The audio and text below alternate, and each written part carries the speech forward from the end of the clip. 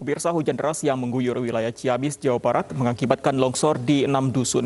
Sejumlah warga mengungsi karena rumahnya tertimbun material longsor. Longsor terjadi di 10 titik di 6 dusun wilayah Ciamis, Jawa Barat. Longsor yang paling parah terjadi di Dusun Sigung 1, Desa Nasol, Kecamatan Cikoneng. Tebing yang menyangga sebuah masjid longsor dan menimpa rumah warga. Data sementara dari BPBD Ciamis, 22 rumah terdampak longsor. Banyak warga mengungsi karena rumahnya hancur, tertimbun material longsor. Hingga kini proses evakuasi masih berlangsung dan warga korban longsor membutuhkan bantuan. Ini kan tebing ya, tebing apa? Fondasi itu. fondasi dari berapa? Ada 3 meter. fondasi dari mana nih? masjid. Atas. Di atas itu apa masjid apa? Yang itu yang bawah masjidnya dari sini atas.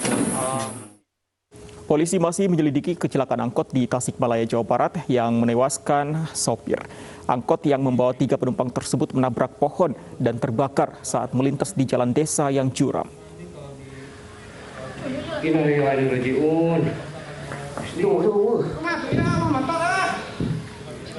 Angkot berpenumpang 3 orang ini langsung terbakar setelah menabrak pohon di jalan yang curam di Desa Sukamukti, Kecamatan Cisayong, Kabupaten Tasikmalaya, Jawa Barat.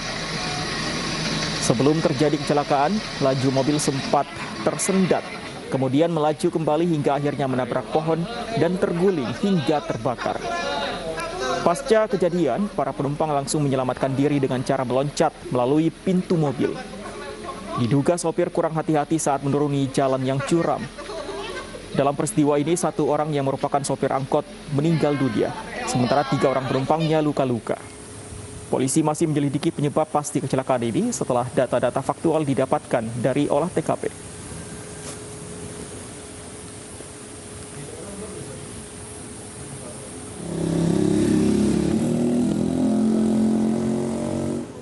Pemirsa, Rumah Sakit Khusus Daerah atau RSKD Dadi di Kota Makassar yang merawat untuk pasien orang dengan gangguan jiwa Kota Makassar, Sulawesi Selatan terbakar. Ruangan perawatan medis untuk pasien gangguan jiwa serta peralatan medis ludes terbakar.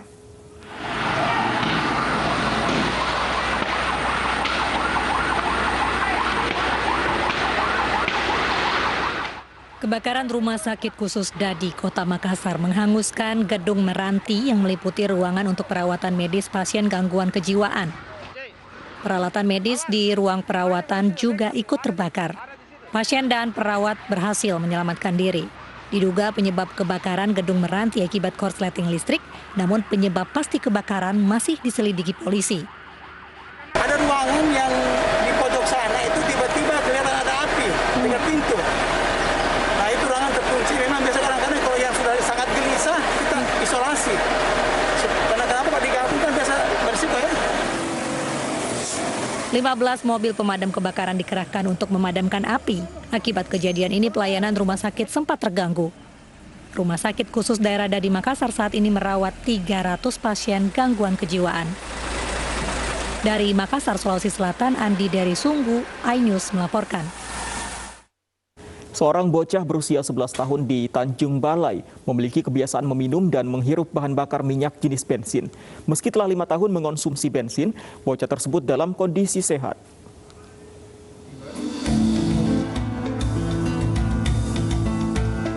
Seorang bocah berinisial MA memiliki kebiasaan yang aneh dan selalu membuat ibunya khawatir.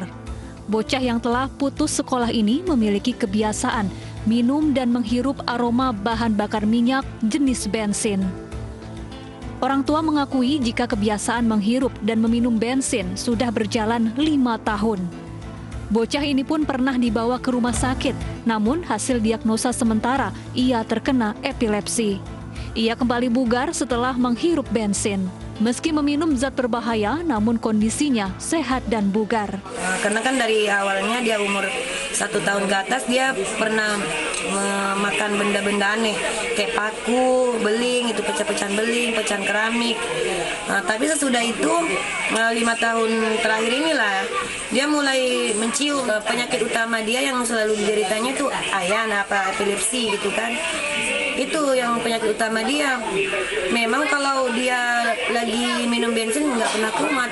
Orang tua berharap kebiasaan anaknya dapat hilang dan dapat kembali bersekolah. Dari Tanjung Balai, Sumatera Utara, Ulil Amri, iNews melaporkan. Pemirsa, balita yang dijadikan manusia silver dan viral di media sosial akhirnya diserahkan ke Dinas Sosial. Orang tua balita akan dibekali dengan keterampilan sebelum dipulangkan ke kampung halaman.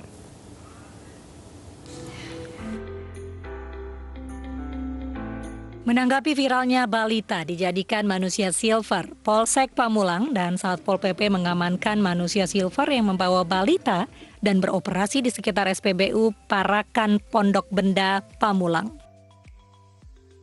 2 orang diamankan beserta 2 balita. Mereka mengaku telah 5 bulan berpindah tempat untuk meminta-minta. Selanjutnya mereka dibawa ke Dinas Sosial untuk dirawat dan diberikan pengarahan sebelum dikembalikan ke kampung halaman. Dinas Sosial Kota Tangerang Selatan merawat dan memberikan asesmen terhadap ibu dan bayinya yang menjadi manusia silver di lampu merah Pamulang beberapa waktu yang lalu. Tak hanya itu, sebelum dipulangkan ke kampung halamannya, mereka diberi keterampilan di rumah singgah terlebih dahulu agar mereka tidak kembali turun ke jalan untuk meminta-minta. Dinas Sosial Kota Tangerang Selatan pun menduga bahwa keduanya mempunyai komunitas atau organisasi yang terstruktur karena mereka bukan merupakan warga Tangerang Selatan dan seringkali berpindah-pindah tempat untuk mengais rezeki dengan cara menjadi manusia silver. Memang mereka biasanya berpindah-pindah tempat, tidak menetap di satu lokasi. Mereka ada juga yang mengeksploitasi dan memobilisasi. Ada brokernya, ada maklarnya yang kadang-kadang diantar jemput ke lokasi. Kepala Dinas Sosial Kota Tangerang Selatan meminta kepada warga untuk tidak memberikan donasi kepada para pengemis maupun gelandangan yang berada di jalan. Dari Tangerang Selatan, Banten, Nunung Purnomo, iNews melaporkan. Sementara itu, pemirsa, video petugas Satpol Pamong Praja Kota Semarang mengamankan seorang pria manusia silver yang mengemis uang di perempatan Jalan Arteri Semarang juga viral di media sosial. Setelah dimintai keterangan, ternyata manusia silver tersebut adalah seorang purnawirawan polisi.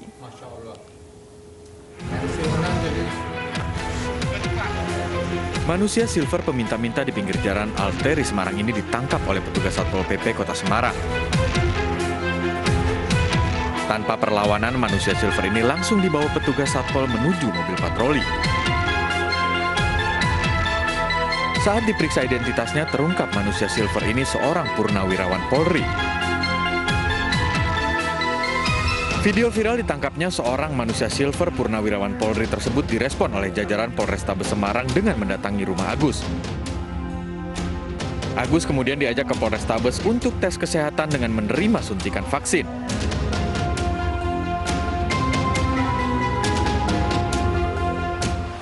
Jalan-jalan di Marina antara 2 jam lihat orang gitu kan, cari uang kan enak. Saya adalah nggak punya uang, nggak punya duit, cari uang dapat 20.000, pegang Satpol PP.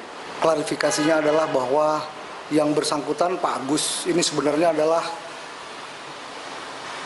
komunikasinya terhambat, artinya beliau sebenarnya kuat ingin permasalahan beliau ditanggung sendiri. Jadi memang beliau hanya malu saja untuk menyampaikan kepada teman-teman purnawirawan yang tergabung dalam PP Polri Jawa Tengah maupun PP Polri Semarang dan juga kepada teman-temannya di Polsek Tembalang maupun di Polrestabes Semarang.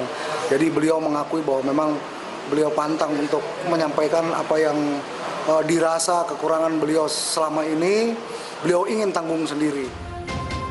Agus pun kemudian dijanjikan pekerjaan sebagai penjaga keamanan agar tidak meminta-minta di jalan. Dari Semarang, Jawa Tengah, Kristadi, iNews melaporkan. Informasi lain, pemirsa, Menteri Perhubungan Budi Karya Sumadi meresmikan jalur layang atau elevated track Bogor Line di Stasiun Manggarai, Jakarta. Jalur tersebut pun sudah mulai beroperasi sejak Sabtu malam.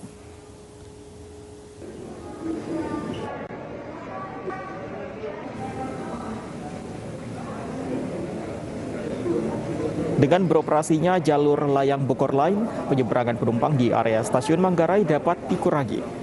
Selain itu, perpindahan penumpang Bogor lain ke Tanah Abang jadi lebih mudah karena berada dalam satu gedung. Stasiun Manggarai kini menjadi stasiun terintegrasi. PT KAI juga menambah layanan vending machine untuk pelayanan transaksi tiket KRL.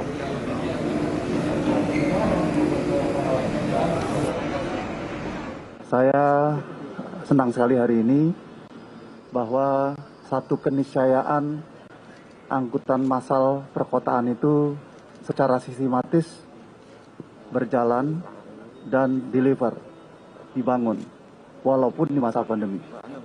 Ingin menyampaikan suatu kabar gembira bagi para pengguna KRL karena adanya satu tambahan fasilitas. Pemirsa, seekor merpati milik warga Pekalongan, Jawa Tengah dijual dengan harga 1,5 miliar rupiah. Merpati ini dihargai fantastis karena sering memenangi lomba balap merpati kalong.